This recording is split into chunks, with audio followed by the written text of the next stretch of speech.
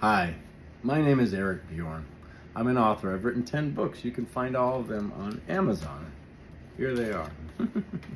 Just head on over to Amazon and look up Eric Bjorn and you can find all of my books. Well, today I'm going to read to you a story that's dear to me. It's from my book, Birds of a Feather, Short Stories and Miscellany. And Kurt Vonnegut happens to be one of my favorite writers. If you don't know who Kurt Vonnegut is, here's a picture of him right here. He's written many books. He's very popular amongst high schoolers and college kids, students who are really learning about the world. He's sort of penned as a science fiction author, but he's really not. He wasn't. But he was one of the survivors of Dresden, and that really shaped his life in a very sort of quirky, marginal way.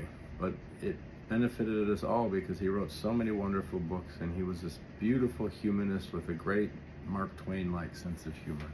So when he died, I was kind of busted up, so I wrote a story called Vonnegut Lives in my book, Birds of a Feather, which you can find on Amazon.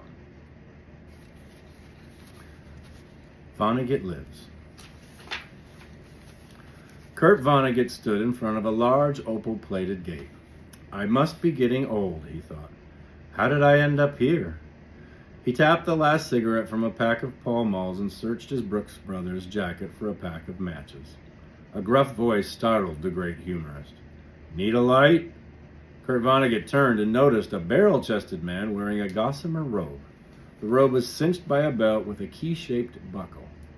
The stranger had a thick beard and a balding head bordered by a curly natural tonsure. He held out a box of matches. Kurt Vonnegut took the box of matches, lit his cigarette, then noticed a halo hovering above the stranger's head. So this is the great clam bake in the sky. The stranger smiled. I'm St. Peter, keeper of keys. A pleasure, Kurt Vonnegut replied. I'm Kurt Vonnegut Jr., humanist and atheist. As such, I'm a bit surprised to be here, but I can't complain. How's the hooch in heaven? St. Peter explained to the newcomer that arrangements had been made for him to enjoy the good kind of eternity. But the man upstairs was none too pleased by the great author's swan song from this little blue planet. Kurt Vonnegut agreed that dying from an inadvertent fall was hardly a befitting exit for a Dresden survivor. St. Peter waved his hands. You misunderstand. Your death was overshadowed by the firing of Don Imus and the acquittal of the Duke lacrosse players. You got the shaft. And the man upstairs ain't happy one bit. He's threatening floods and famines. Vonnegut puffed his Pall Mall. Sounds like a poo pot to me. You've got to go back, the former fisherman insisted. Give your death a bit more chutzpah. Kurt Vonnegut thought about it for a moment. Pete, I'll do it, but on 3 conditions. 1, I get to bring Dwight D. Eisenhower back with me. 2, I get a small vial of iced 9. St. Peter opened a small hatch on the gated wall and withdrew a golden can on a string. He relayed Mr. Vonnegut's demands to the great command center in the sky. A voice that sounded a lot like Charleston Heston said, What's the 3rd thing? Vonnegut rubbed out his cigarette with his shoe, then stared at the empty pack of cigarettes. An eternal supply of Pall Malls. The voice that sounded a lot like Charleston Heston replied, Deal. The late great author, Kurt Vonnegut, was lying in an open casket. His writing friend Norman Mailer stood over the open casket, thinking about death and whiskey. The eyes of Kurt Vonnegut opened. Mr. Mailer's jaw dropped, and that's no cliche. Hello, Norman, Kurt Vonnegut said. The humorist thought up a good one. Then rose the reposed. And with that, Kurt Vonnegut became one of very few human beings to resurrect from the dead. Friends and family members who had gathered to say goodbye found themselves saying hello. Novelist John Irving pinched himself twice. Oh boy. Kurt Vonnegut raised his hands to the amazed crowd. Be not alarmed, for I bring you tidings of great joy and an old friend. The crowd turned and parted as Dwight D. Eisenhower walked up the center aisle and joined Kurt Vonnegut at the altar. Ike wore his military uniform and carried a 3-wood. A news cameraman entered the sanctuary. Kurt Vonnegut cleared his throat and straightened his tie. I would like to announce my candidacy for President of the United States, and my good pal Ike here is my running mate. Kurt and Ike beamed. The former science fiction author became the presidential frontrunner from the word go. The New York Times called Kurt Vonnegut a font of political wisdom. The Economist called candidate Vonnegut honesty in a bottle. Kurt Vonnegut called himself a humanist ambassador. He called Ike the uncle of the world.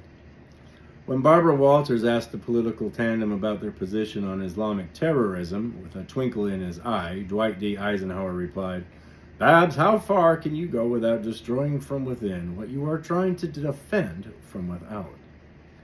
During a town meeting in Indianapolis, at the old Vonnegut hardware store, a citizen asked how the Vonnegut-Eisenhower ticket intended to save Social Security. Mr. Vonnegut smiled. "My old friend Ike once said, there is a tiny splinter group that believes you can eliminate Social Security and labor laws. Among them are a few Trump oil millionaires. They are stupid. Be not afraid, citizen. Your future is safe with us." Neither Clinton nor Giuliani stood a chance. McCain and Obama packed their bags. Newt Gingrich suggested that two Germans on the same ticket spelled doom for America. Ike said, "Hey, Newt, like my friend Kurt Vonnegut once said, go take a flying fuck at a rolling donut." Poor Newt melted into a puddle of pathetic conservatism. His liquid remains were lapped up by dogs. Sales of Kurt Vonnegut's work skyrocketed. During the final week of that campaign, Eisenhower made a hole-in-one during a Pro-Am tour at Pebble Beach. As prognosticated by all pundits, the election was an unprecedented landslide. During the election night celebration, Kurt Vonnegut boogied with Jessica Alba. He looked across the ballroom dance floor and winked knowingly at Vice President-elect Eisenhower. Ike winked back as he tangoed with Helen Mirren. On January 20, 2009, Inauguration Day, Kurt Vonnegut and Eisenhower took their respective oaths of office. The band played Hail to the Chief. There was a 21-gun salute, but President Vonnegut insisted the military use water guns instead of howitzers. President Vonnegut declared he wished to deliver his speech from the top of the Capitol steps. Secret Service scurried about. The earth moved to make it so. President Vonnegut and Vice President Eisenhower ascended the steps.